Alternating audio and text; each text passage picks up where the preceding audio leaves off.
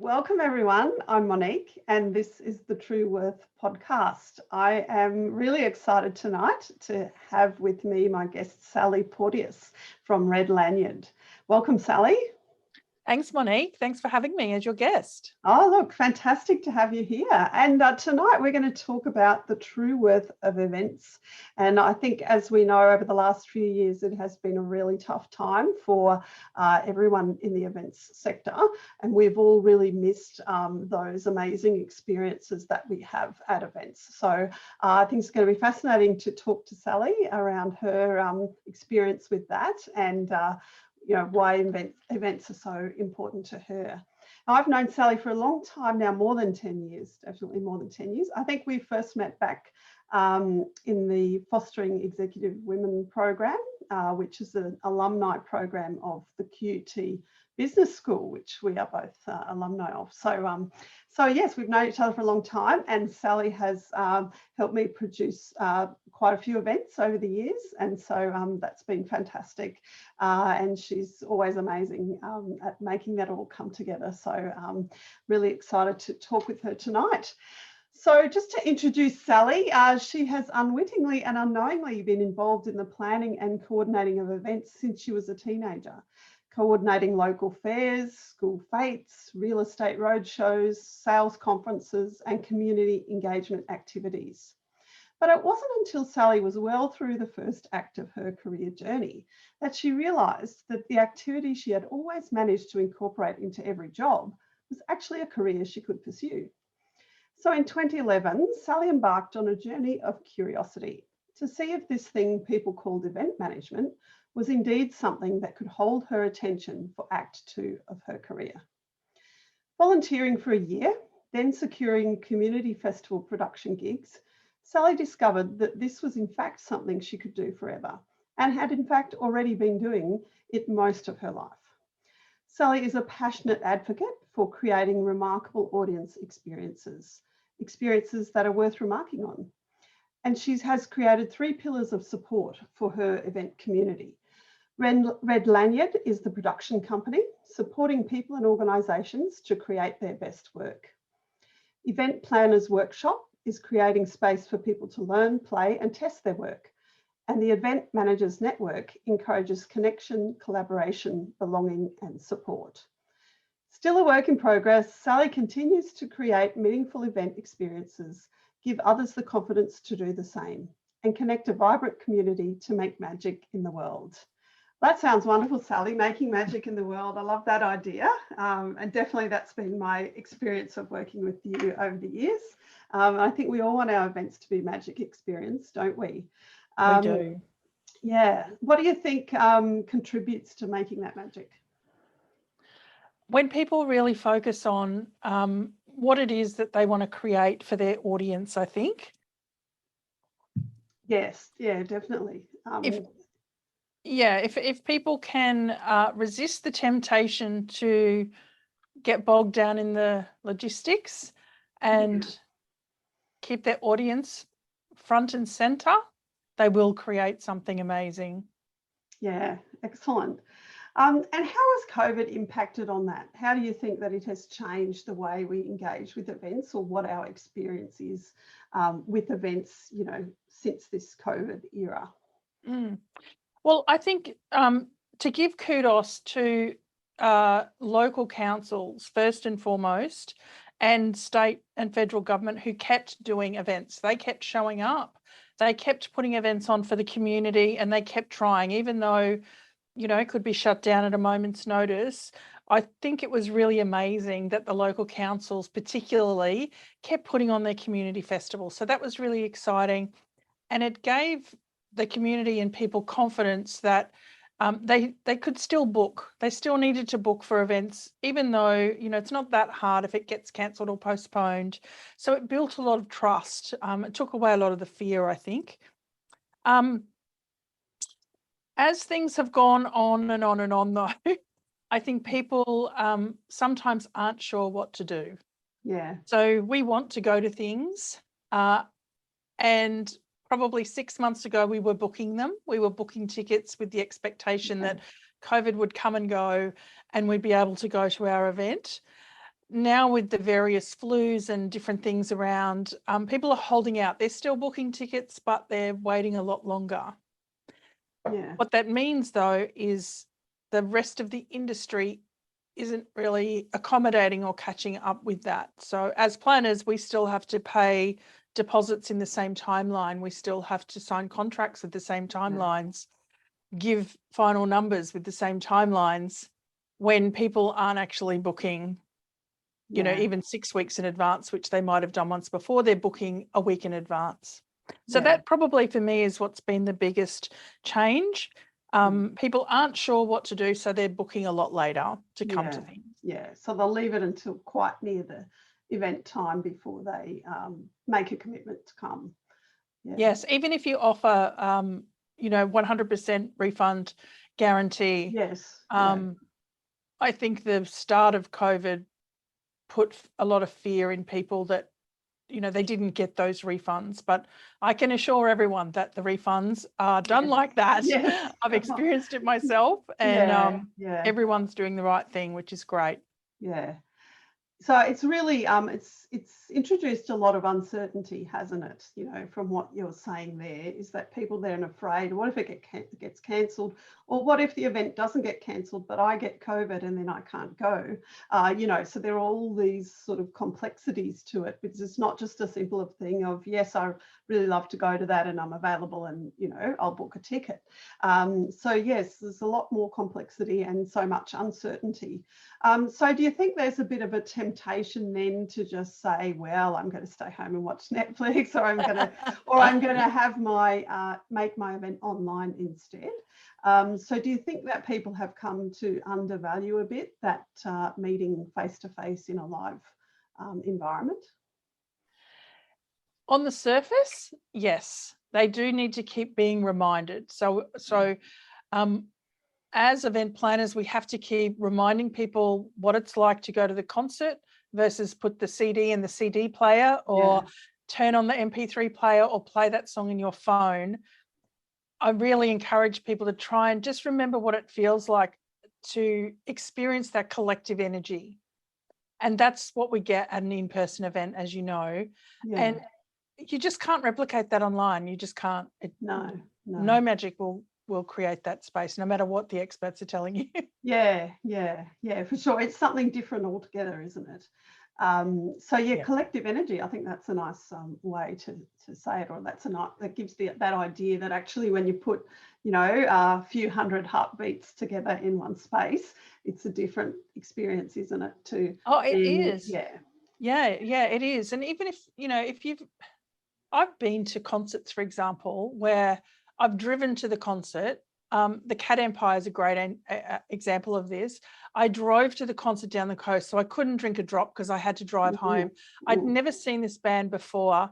I only knew one song that was really popular, but they had this really amazing energy. When I left that concert, I seriously felt like, and not that I've taken drugs, but I thought, wow, this must be what people feel like, you know, when they've taken drugs. I was on this high all the way home, and it was because their music was that kind of music where everyone in the room jumps, you know, and there's just this, everyone's moving in unison, and it was quite incredible. And that to me is like, that's the nth degree of what you get when you gather people together. But it's like having dinner alone versus having dinner with 6 friends. You know, we all tried to do the Friday night wine catch up during COVID. Yes. And we tried really hard, but it just didn't cut it, did it? Not quite the same, is it? No. I mean, it was good when there was no alternative, but you know, it's not the same as really being there in the same room and having that shared experience. So when businesses are thinking about this then, and what they should be doing with their events in the light of all this uncertainty, from your perspective, what's the value that they can get from a well-produced event?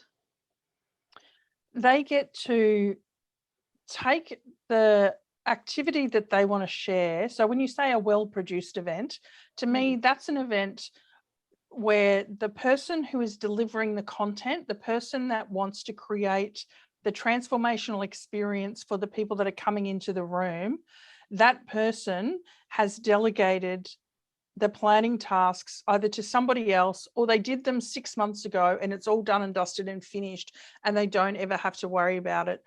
When they walk in the room, they really need to be attentive to the audience that came there. And more so now, because people have taken a risk to come. They've taken a huge risk to get out of their house and come to your event. The worst thing that can happen is when you show up and the person who's got the event on is fiddling with AV or tech, or, you know, they're on stage mucking around with something, and you sort of walk in and think, well, what am I supposed to do? Where do I go? I don't know anybody here, or you may know some people, but you really don't want to leave your audience to their own devices. And most importantly now, when they have taken that risk, they've invested money, they've invested time and energy, and said, all right, we trust you. We're going to show up face to face. And the value that the organisation or the person will get from that is an enormous amount of loyalty, because they too have taken a risk and said, hey, I'm putting myself on the line financially. I'm going to stand up and share with you. And for women, that's really, really hard to do. A lot of women who are doing, you know, transformational work, it's not easy to stand up. Like, you've done amazing events. I'm always in awe of you standing up and going, all right, I've got this great activity and I'm going to bring people together to do it. And so when someone does that, I think those that come along to it get taken on that energetic journey with you. So that's why I think people should do it. Most importantly now. Yeah, for sure. And I think it's true what you say, when something is not well produced, where it's hasn't been thoroughly planned, and when, as you say, the guest speaker or the person hosting the event is fiddling around with the technology or what have you, that really you lose the magic, don't you? Like, no one wants to see behind the curtain. You, as an audience member, you want to be you know, you want to be greeted, you want to be guided, you want it to all, that the experience starts before you arrive, and that it needs to be throughout that entire time that you're there. I think too, though, something people often forget, and you and I experienced this not so long ago, is remembering to take people on the journey. You've got to show them the journey. You can't they don't just show up and suddenly they know what to do. They know where to go. You have to be free enough, have your time free enough to be able to notice if somebody isn't doing what you wanted them to do, or engaging in the activity you were hoping to engage them in. You can't be distracted by other things and leave people to their own devices. You want to take them through your story. Definitely. So I think, you know, from what you've said there, there's a lot of value to be gained by taking that risk, but by ensuring that when you're going to take the risk and the people coming are also taking a risk, that you put the effort in to make sure that it really is done well. Yes, absolutely. It needs to be worth going out for, doesn't it? Like, it needs to be, you know, these experience these days, well, I've got to put on clothes and shoes and, you know, get dressed. That's right. Take my tracksuit pants off. So it better be worth it. That's right. So Sally, like, over your years and the experience, you know, in the events industry, and you must have seen the good, the bad, and the ugly. Are there times when you've been underestimated, or where your role as the person, you know, planning what is often in the background behind the scenes, do you feel that you've been underestimated in that role sometimes? Often. And here's the thing, it's because it's one of those activities that the value often doesn't rise to the top until it's over. So it's common to be underestimated throughout the whole process, and then be flooded with gratitude and compliments after the event. Which, you know, that can be one of the reasons why that we engage in such activity. But I've had times where the process has been underestimated. I had a bit of a tragedy on one particular event, and I knew this was possibly going to happen. And so I actually lined up a friend to produce this event on the day for me, because I thought this thing that happened was going to happen. I just had a gut feeling about it. So I lined up my friend and said, look, I think this is going to happen. I've done all the paperwork. All you have to do on the day is just fix anything that might break. And nothing broke on the day. It was a great day. She did a really good job. And when it came to the debrief with the client, they didn't want to pay for that day. They said, well, she didn't do anything. Why do we have to pay for that day? Yeah. And I said, well, she didn't do anything because it was also well planned and nothing went wrong. We don't want to be doing anything on the day. Thank you. Yes. But even after the fact, that they really underestimated the value of being well planned. Yes. And in fact, of having that person there who just makes sure that everything goes smoothly. And it's all the little things that you don't necessarily notice they're doing that in fact are the difference between somebody having a magic experience and, leaving feeling like it wasn't really worth it. And the thing is, often they'll never know that. They won't know that someone had a bad experience because the person's not going to tell them. Or the person will never realise what a great experience they could have had. Yes. They'll never know what an amazing idea the person putting that event on actually wanted for them, but they just never got it. Yeah. So then, given that, what are some of the key factors that you think that businesses or people who are organising their corporate events need to consider, to make sure that they do have the best experience possible? Well, I've got three key things, I think. Understanding the risk of getting it wrong. So if you do delegate the task of the planning to someone in your organisation who it's not their normal job, or you don't know if they have the skills to do it, and there are a specific set of skills that come into play with event planning, the risk of getting it wrong is it could be a PR nightmare. It could be serious injury to someone. It could be 5 people showing up to something that you wanted 100 people to show up to, or just a lackluster experience. For example, when the microphones don't work properly, or someone hasn't tested the AV and nobody's done a sound check or run through anything because nobody knew that they had to do that. An example is recently I observed an event planning process going on around me, and I was asked to I've got to be careful how I say this. Okay. I was asked to do a task which essentially meant that on stage names would be called out and things would be handed out. That makes any sense? Yep. And there was no check. There was no final check. And I had to sort of say, is there a list? Would you like me to just make sure that? And they went, oh, yes, that'd be a great idea. Yeah. And it's those kind of things that I sort of think, wow, what would happen if you didn't do that? And the person you are meant to hand something to, you don't have that thing. Yeah. Like that could be really quite devastating. Order or something. Yeah. The other thing to think about is the time and resources it takes.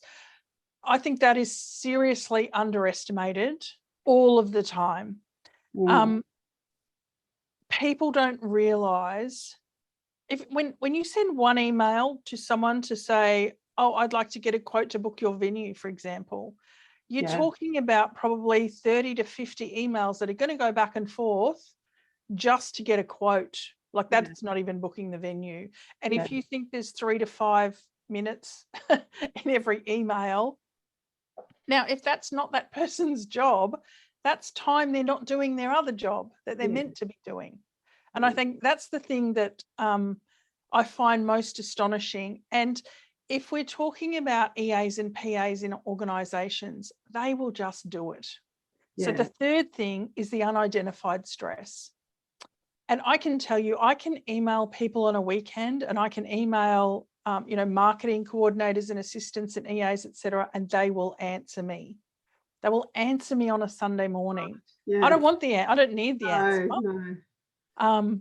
So it's that unidentified stress that people put themselves under when they're trying to do their own job as well as deliver this for you, because there's no second chance with an event. No. Like when it's deliverable, it's deliverable. Yes. So when you're in the room and it's all happening, you can't go back and go, oh, I forgot to do that. You've just got to find a way through it. And that can be highly stressful for people who aren't built to make quick decisions, to be resourceful, resilient. If that's not your makeup, if you're someone that needs time to make decisions, needs to be able to think things through and plot things out, the stress levels on those people are astronomical. So I think that's probably the three things: the risk of getting it wrong, the time and resources it actually takes to do it, and understand the unidentified stress of the people that are being tasked with these activities. Yeah, excellent. And so these are some of the things that, are part of that whole big picture, and it takes a lot, doesn't it? There's so many moving parts, and as you say, you've got one chance to get it right on the day, and so everything's really got to be ready to go. So given your experience, Sally, I know that one of the things you do is to provide training for event managers, or some of the people, as you say, like it might be an EA or a PA who is given the task of organising an event. So can you tell us a bit about some of that training you provide?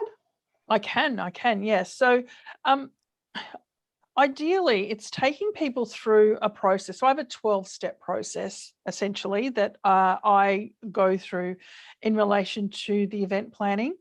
And that's looking at the design process first, having a look at what it is that we actually are trying to achieve here, who are we trying to achieve it for, and what objectives and KPIs do we need to build around that. So that's step one, is looking at the design. Step two is the marketing, and that can be the same for a dinner party, a boardroom lunch, a 3,000 person festival. You've got to find a way to attract people to come to this thing that you want to put on. So that's why I call it marketing. And there's a variety of different ways to do that. But if you don't actually tell people this is on, even if it is just a boardroom lunch, and if you don't do it in such a way, we talked about before the competing priorities people have now, and the fact that, do we really want to go out? We might just want to stay at home and choose the virtual option. So the marketing is actually, how do I encourage people to come to this? Then the next step we go through is the operations. So the actual delivery of the event, the execution of the event. And then there's administration. So all of the budgets, that kind of thing, all around it. And then risk and compliance as well. And risk and compliance is one of those things that people often forget about. And it can be a small, short activity that just runs through a quick risk assessment, make sure that you have the right insurances that you need to have, or other legal or compliance things that you may not realise that you have to have in place. And so it's essentially, there's 4 elements there, and there's 3 steps or 3 phases in each of those. So it's a 12-step program. Right. Excellent. But it sounds like it's very comprehensive, and it covers all of the key things that someone would need to know.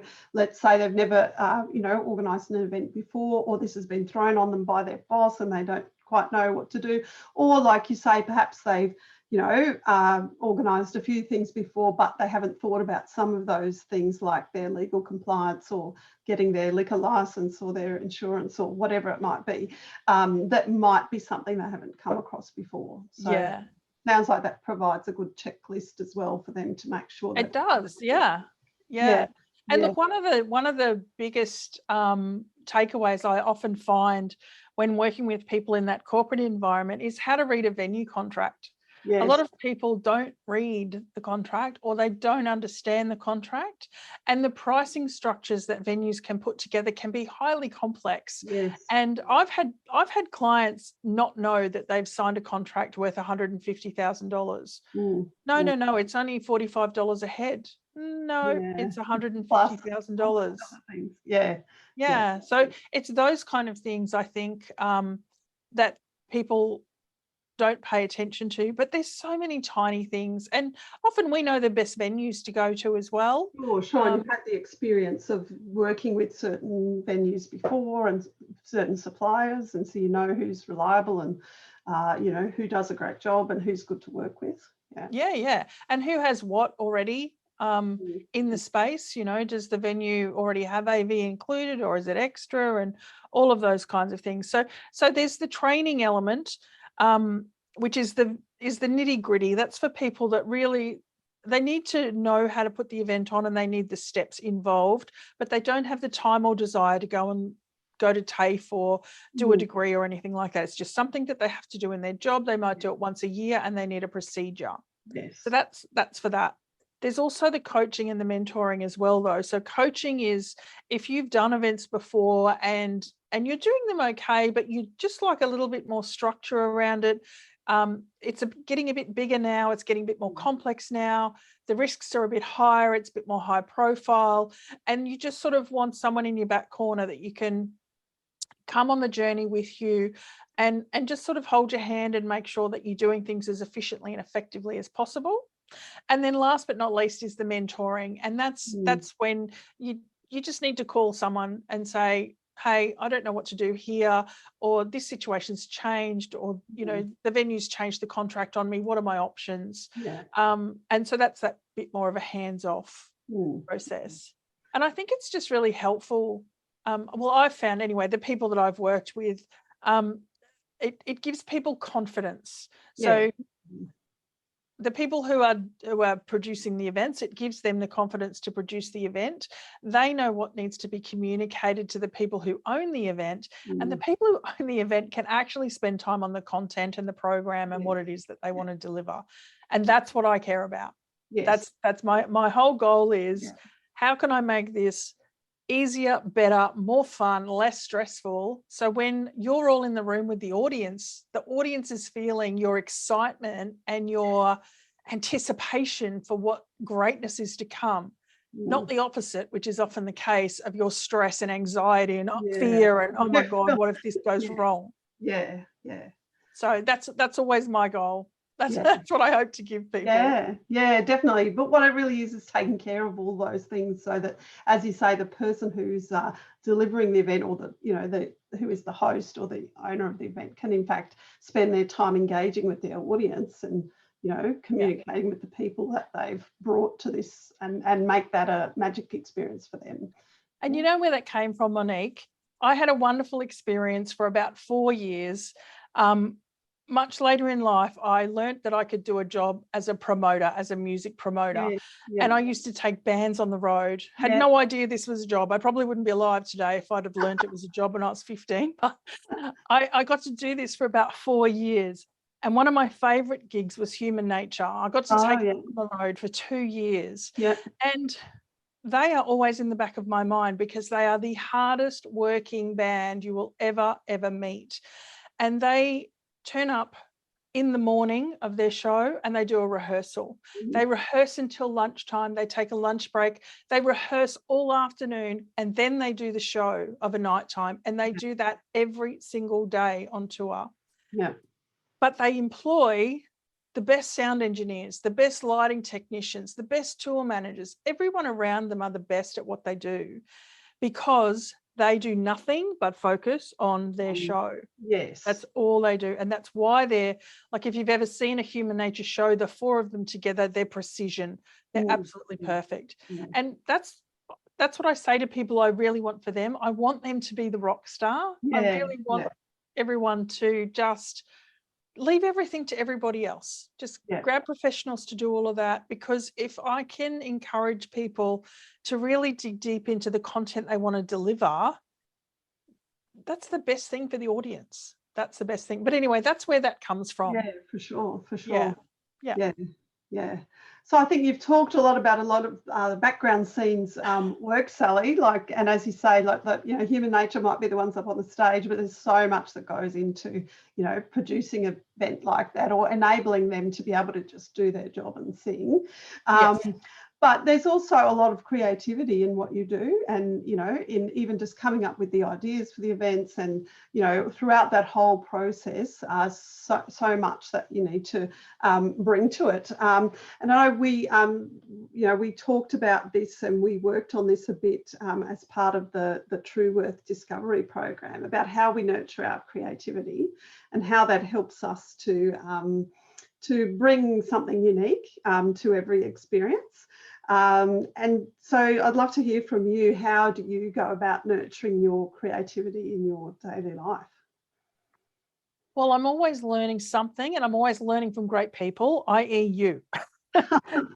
So I am blessed to always have something like that going on. So I've been super grateful, and that's increased exponentially since COVID, because so many people have decided to take what they know and share it with the world. So that's probably one of the great things that's come out of COVID. But I just create things. I make things all the time.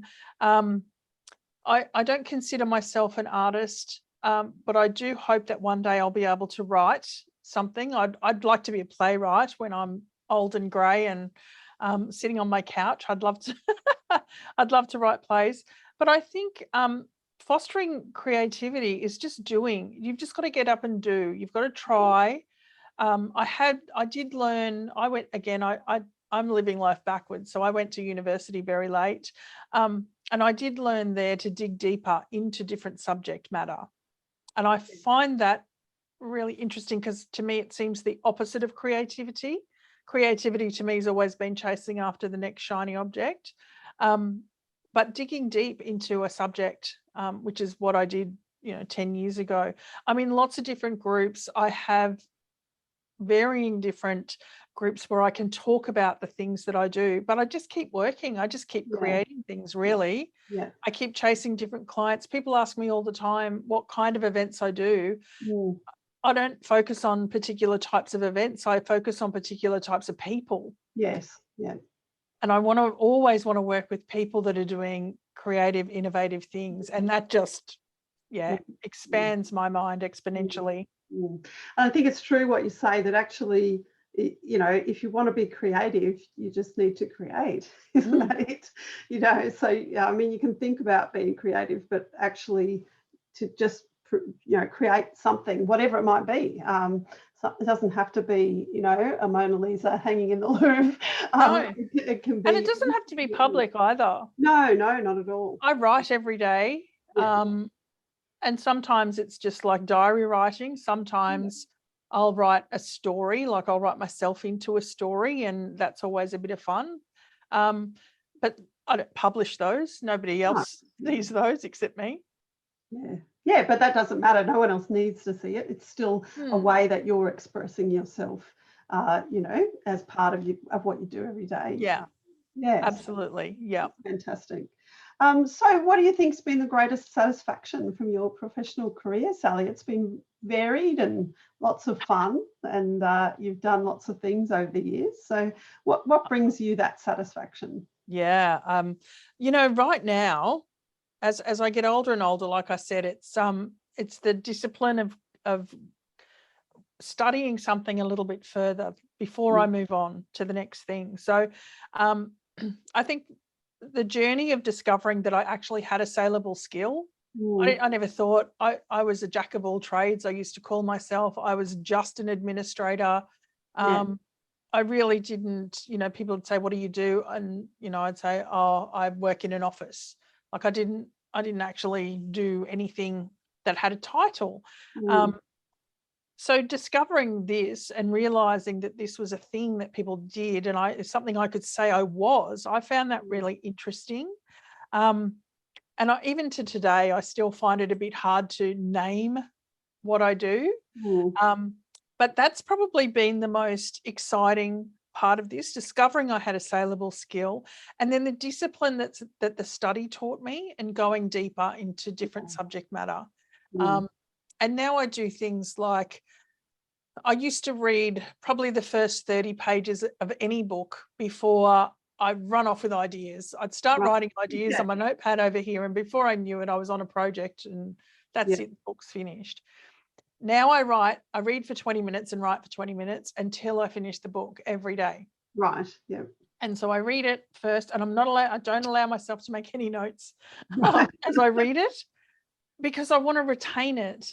Because I found if I was reading and writing at the same time, I just didn't retain anything. But you lose the flow of it, don't you, as well, when you do that? I mean, yeah, it's not, yeah. So great. So you've created a process around it, or you've instilled a discipline for yourself in how you do that.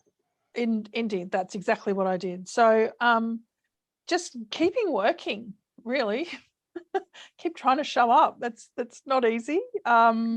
Particularly the last couple of years, I think has been a challenge. And it's I'll be honest, it's been hard to find satisfaction in the last 2 years, because we haven't actually been able to deliver what we planned. And anyone that does this does it because we like to see the end result of something. Sure. You know, it's often short term. We like short term things, and we see results pretty much straight away. And 2020, I had 25 events booked, and I was able to execute 8. And so there was satisfaction in that 8 for sure. Yeah. And Sally, also the Commonwealth Games is just wrapping up in Birmingham this week, and I know that you were involved in the Commonwealth Games when they were here on the Gold Coast in 2018. Yeah, can you tell us a bit about that, or what you learned from that experience? What I learned from that experience about myself was I have incredible determination when there's no other option. I can tell you, you see, I've got a photo on my website. There's a picture of me with all the flags. So you have to put all the flags of the countries up. I can tell you that is the hardest job.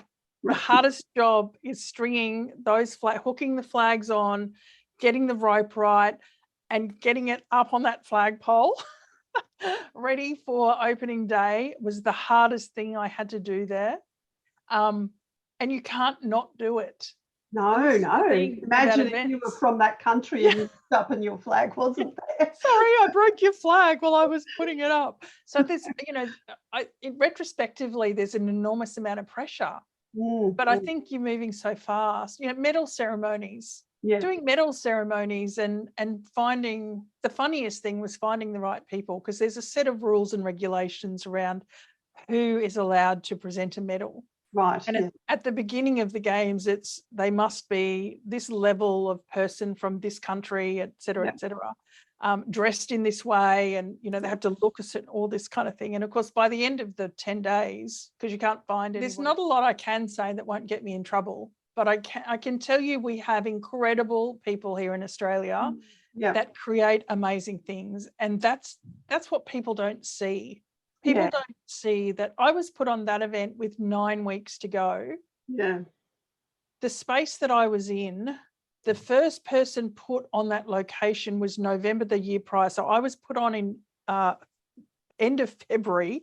The games were in April. Yeah. I was put on at the end of February. The first person was put on November the year before, and nothing was on the site. The site had not been built at all. No procedures, nothing had been done. Yeah. To run all of those events across 10 days. Yeah. And so the ability of the people that we have here in Australia who can pull that kind of thing off. But, amazingly, I was exposed to this whole world of people who put these things on around the world. And it's a whole community that if I wanted to, I can jump on a Facebook group, and I could be like, half of these people are in the UK now. Delivering it there, and they'll go to the next one and the next one. And I had no idea that occurred. So that was really cool to meet all those. And I'm sure they're already planning the next one, just as we are here now in Brisbane, already planning for 2032, although it's 10 years out. And in fact, that's been going on already for some years, before now. So it's a really long lead time for something that, ultimately is cut short, but it has to all happen, and it has to all be done right. Yeah. I think too that the Gold Coast Commonwealth Games was a great example of people solving problems on the fly, because there's so many things you can't anticipate when it's just humans involved, because essentially that's what it is. It's just gathering humans and getting humans to do one thing or the other, either be a visitor or a participant, an athlete. You know, one of the funniest things though, one of the funniest things that would happen was I helped with the opening ceremony, and I was in the royal box, which was so exciting. So I'm getting to meet all of these incredible dignitaries from around the world. But the signs, they put the names on the, so I had a seating chart, and it's amazing. You think these are so professionally organized, but I've got a seating chart that's a piece of paper with boxes drawn on it, hand drawn on it, with the names of the people, you know, Charles, Camilla. Like, don't show anybody this piece of paper. And the names on the seats were these little tiny stickers that someone had stuck on the back of the seat. So I'm trying to take Prince Charles to his seat. And I've got this terrible bit of paper and these horrible stickers. And if you remember, this massive storm hit. Do you remember the storm? I don't remember, but I'm sure it would be a frequent occurrence on the golf. Well, the show's due to start at 8 p.m. and at 8 p.m. it bucketed. It literally, and the royal box was outside. Anyway, it was just one of those things that was just disaster after disaster to disaster. But no one would have known. No one would have seen it. No. And it all comes together in the end. It comes together because the world is full of people that want to create great things. They want to do a really good job, and that's what I love about it. Like, there's not one single person I ever come across that is at an event that's sitting in the corner going, that's not my job. No. Everyone has a goal. Wants to be part of making it happen and making it fantastic. And I think that's why it's cool. That's why it's fun. Because everybody will pick up a shovel and dig a hole if they need to. Fantastic. So given all this experience that you've had, Sally, I'm sure you've got, you know, so many stories, and many of which you, as you say, can't tell. But I'm sure that's the only thing with the online world, is doing my workshops virtually. I actually can't tell a lot of these stories because I don't want anyone to share them, you know. No, but that's all right. But you've learned a lot from all of this. So given all of that, what are some of the things that you would love experienced practitioners to know when they're coming in and you know, taking on the responsibility like you have of making sure that these events, you know, all run smoothly? What's some of the things that you would love them to know? I think I would love them to know that they can make a difference. You know, they can, even a half-hour event, you know, just something that is a short period of time, done well, executed well, and you know, if you can focus on what it is that you want to share with the people that you want to gather, that's what you want to give to somebody else, right? That's what you want to create for other people in the room. So as I said before, even if you can't engage someone to do it for you, that's fine. Just make them two separate jobs though. Don't try and be planning the event whilst creating your content, whilst talking to people about trying to get them to come, or sponsors on board, all of those kinds of things. And I think that's what happens. People jump in the middle, they start in the middle, and instantaneously they're chasing their tail. So nothing actually gets done in any particular order. And if you do it in an order, everything builds on itself. If that makes sense. You only make this one decision once. You don't have to make it. Move on to the next step. And then if, you know, 4 steps down the track, that decision you made 3 days ago informs the next decision, etc. So I would like to see people separate. And, you know, if you're going to produce your own work, which I highly encourage people to do, get a coach, get a mentor, even just someone to help you stay on track and say to that person, look, these are two separate jobs I'm doing here. One is creating the content and an experience for people. The other is the logistics of event planning. Yes. Can you help me keep those separated? Yeah. You know? So yeah, that would be my advice. Yeah, excellent. Well, I think there's so many ways, you know, obviously that you can support people, whatever their role might be, in that, in terms of your training, your coaching, your mentoring, and the event production that you also do. So that's fantastic. So Sally, this is the True Worth podcast, and I know that you were. It was fantastic to have you involved in our True Worth Discovery program. And it was fantastic to see your journey through that. So I want to ask you finally, before we finish up tonight, how do you embrace your own true worth? Well, I can tell you, Monique, that I didn't embrace it at all, really, before doing your program. So that was an amazing catalyst for how I show up now. And it's coming up every single day. I've had interesting experiences where I'm working on a really important event at the moment with somebody else. And in the past, I would have let them lead. I would have, and not through any reason that I didn't feel worthy or feel important. I always want to put other people on stage. And that's something I've kind of realized is I've always been the support worker. I've always been the person that supported everybody else. But you can be a support worker and lead at the same time. And so what I've been practicing is, instead of pushing my chair back and saying, I'll let the expert talk because I'm not an expert, going, actually, I am the expert here. And so I let them talk, but then go, oh, and by the way, I think this, I think this, I think this. Yeah.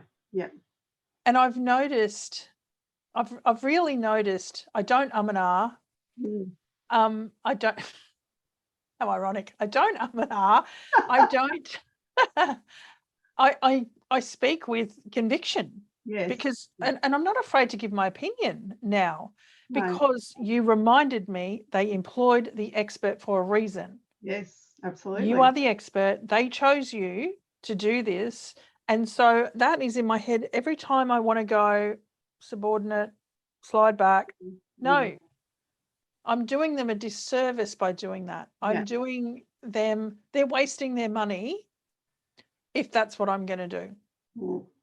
And so that has been, you know, mind-blowing. But so I now know and accept my value, and I no longer let myself down. I step up and I take the risk, because that's what I think was happening before. Was I was scared's not the right word, but I was reluctant to speak up in case I got it wrong, and then I'd feel stupid and I'd be embarrassed. Whereas now I'm like, well, even if I'm wrong, I'm willing to have someone say to me, I don't agree with you. And my response is, that's interesting. Tell me why. So.